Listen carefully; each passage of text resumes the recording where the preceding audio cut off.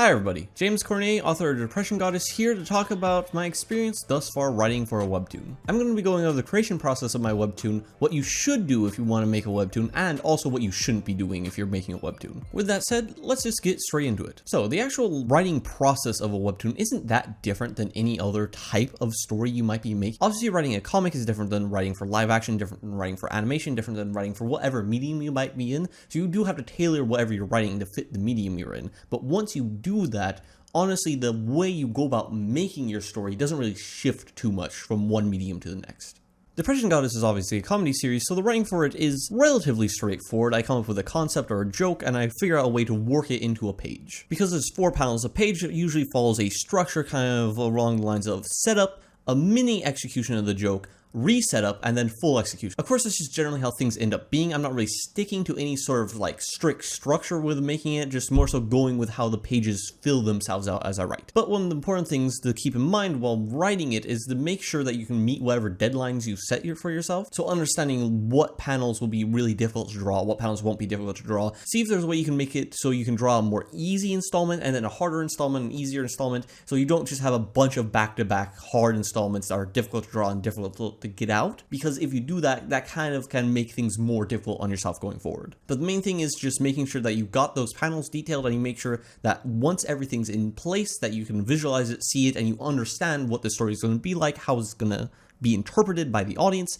and most importantly, if it's any good or not. But once you have something you're happy with, that's when it can go over towards the drawing side of things. Obviously, if you're a one-man team, then you should probably script out whatever you're going to do. At the very least, I would imagine you should do some sort of notes. Obviously, as a writer, like, one of my main pet peeves is like seeing artists who like really are good artists and really spend a lot of time with their artwork, who just don't plan out their stories and end up having this like convoluted mess of a narrative that doesn't really work just because they didn't spend time actually planning it or figuring out what they were going to do before they sat down to draw. Of course, I'm on a 2-person team, so the actual process of making the webtoon is a little bit different, obviously, but the actual like scripting process isn't different between a 1-person team or a multiple-person team or entire group of people working together, because you have to keep in mind what your artist can do, what your artist can't do, and try to work within your artist's own styles and capabilities.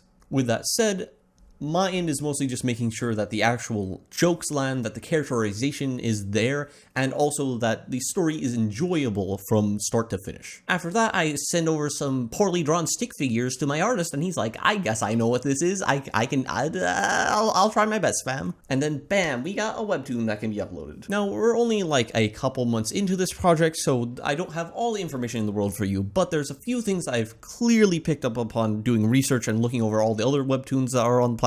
By all the others, I mean not all of the others, because there's like, what, 1 million different ones on there? Oh my god. But there are a few mistakes that are very evident that certain people do make while putting together webtoons, and I'm going to point those out here so you can hopefully avoid those putting your own together. First off, don't start your first installment off as a cover page or as like a prologue or something. You don't want the very first thing someone clicks on to be a cover. That's not going to hook them in. That's not going to do anything. You can have a cover and then transition into an actual full comic, but don't just have a cover and that's the only part of the installment and they have to click on the next one. That's not what you want to do. You're going to lose engagement, you're going to lose viewers, and you're not going to like be able to get that first initial impression, which is super, super, super important. It also goes along with the prologue. Prologues generally aren't as enticing or as popular or as like, usually they're not even the best content. You're not starting with your best foot forward, and that hurts in the long run greatly.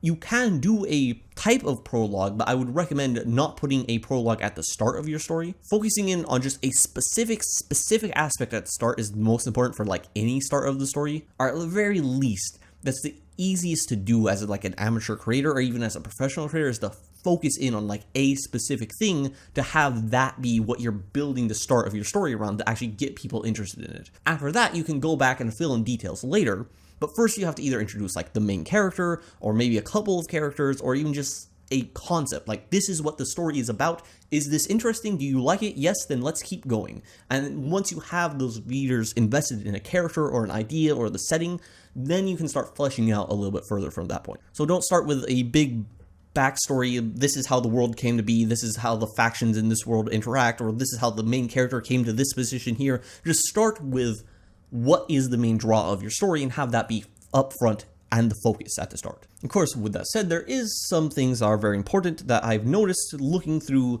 a bunch of different independent creators' submissions onto the platform that clearly dictates a trend in what people are interested in viewing compared to what they're not so interested in viewing. Now, there's so many different styles on this platform, and it's come to a fairly clear conclusion that it literally doesn't matter what you're doing. Whatever your vision for your story is, just go with that. If you want to do a black and white story, do that. If you want to do it in a traditional comic layout that could be eventually turned into a physical edition that's released eventually, do that. Don't worry about constricting your story or forcing your story into whatever Webtoons wants you to have it as. Just make what you want to make the story in the style you want to make it in, and then people will be interested in that. Because there's so many different creators, there's so many stories, literally hundreds and hundreds, if not thousands of different installments go on Webtoons every single day. All in distinctly different styles from each other, with some that are not even recognizable to even be in the same medium as each other when you compare them head to head. And yet, so many different types of them have audiences on Webtoons. That just goes to show that you can do your style and it can be successful. Don't worry too much about, oh, does this perfectly match the other main series on the platform? Does this perfectly have the right format for what Webtoons wants?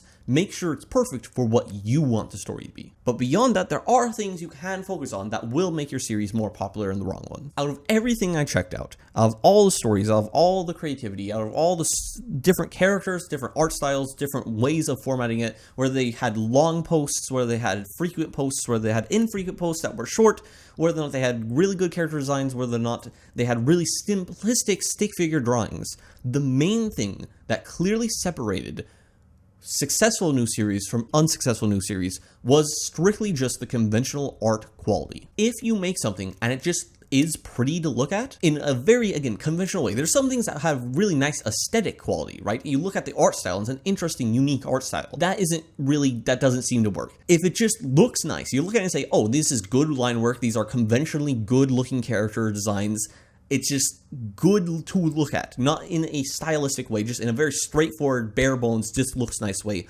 Those seem to do the best immediately on the platform. But that's kind of the way of it when it is a visual medium. It kind of makes sense. And also, even just looking at other platforms that you might be more familiar with, that it does match up with what other platforms do and how other platforms series are successful. However, there is a secondary thing that is successful on the platform. Now, out of all the series that I looked at, there's some that looked really nice and had instantly a lot of views and a lot of likes and a lot of subscribes right out the gate. But there was another type of series that eventually caught up, if not surpassed those series, after having a bunch of installments and just kind of whittling their way higher and higher among the ranks. Those type of series, the thing they all had in common, with all the different ways they went about drawing, all the different visuals, all the different stories, different characters, everything about them could be completely different. The main thing they had, though, was an interesting draw. They had something about it that was of note or of intrigue or of interest. Beyond just, here's a character doing something. It's usually something along the lines of, here's a specific type of thing. I think I saw one of those called autistic thoughts, which is immediately oh, I get what this is. It's the type of ideas that a autistic person might have, or the type of experiences an autistic person might have in a comic form that I can look at and either relate to, or think is humorous, or think is touching, or think is emotional in some way. Immediately there's a draw there, you understand what it is, you understand what type of story it is, and it's interesting in a way. Even if it's not necessarily a story you might be interested in personally, it's an interesting story idea, right? So of all the comics, the ones that had a bunch of installments that also had an interesting concept that was immediately readable, that you look at it and say, oh, that's an interesting idea for a story, those were the ones that managed to eventually sustain themselves and do well. Now, there's kind of different levels of interest, right? There's the interesting as in oh, that's an interesting character, I suppose, or oh, that's kind of an interesting art style. But the ones I'm talking about really are that immediate grab your attention. This is what this thing is about. Using Depression Goddess as an example, it has over-the-top, super strong personality characters with a hyper focus in on what it's like to be depressed, but looking at it through a more comedic lens, right?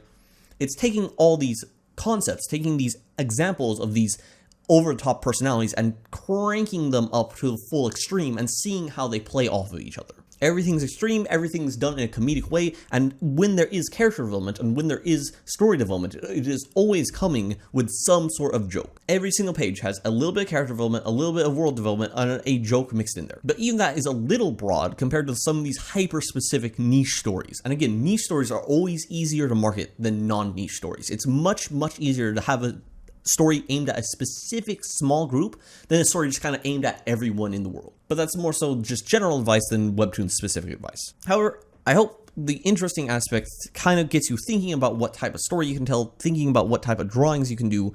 If you can't just draw something that people look at and like, wow, it looks so fantastic. If your art isn't just top notch, make something interesting. Make something that you enjoy, that is interesting. Don't worry about the style too much. Just worry about making something that someone could look at and find interesting. Once you have that and you work at it and you plug away at your series, eventually it will gain traction. With that said, as far as plugging away at your series goes, Depression Goddess has weekly updates on Fridays. You can find it over at Webtoons. You can also on other platforms. We're talking about Webtoons right now. I'd really appreciate it if you went over, you checked it out. If you enjoy it, drop a like, maybe subscribe. That would really help that comic grow. The growth it's seen thus far is literally just from what it's done on Webtoons. It doesn't have any sort of like big social media account that can pump it up or anything. It's literally just what it's doing on that platform. So I'd really appreciate just like checking it out. That's good enough. Honestly, checking it out, leaving a nice comment. That's good. I would like that. I would very much appreciate it. If you found this video helpful, I have tons of other videos on this channel talking about writing, talking about creation, talking about the making of manga, since that's my main thing. Of course, there's a tons of overlap between making manga and making comics, obviously.